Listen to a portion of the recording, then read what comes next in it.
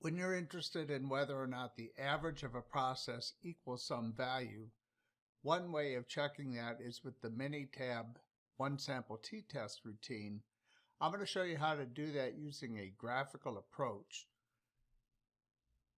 First, I'm going to open up some data, and the data I'm going to open is in a worksheet, and this worksheet is attached as a resource to this lesson, so you can download it and do this for yourself.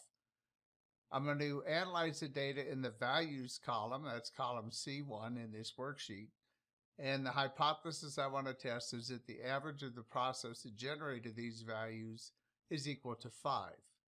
To do that, I'm going to go to the Stat menu, to the Basic Stats, and down to the Graphical Summary. And again, I want to analyze values, the Values column, so I select that and I click OK. And Minitab is going to create a histogram with a superimposed normal curve over the top. The sample size is pretty small, so it's hard to tell by looking at the graphic whether or not this data are normal. However, in the panel on the right side, we see that there's a normality test. It uses the Anderson-Darling statistic, and the p-value is 0.442.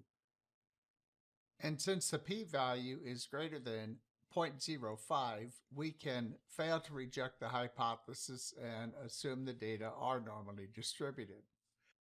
Now let's look at the confidence interval.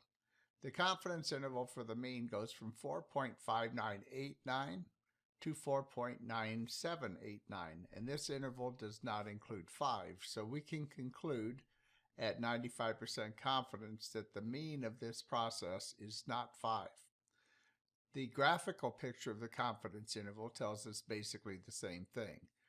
So based on all of this, we'll conclude that the process mean is not equal to 5.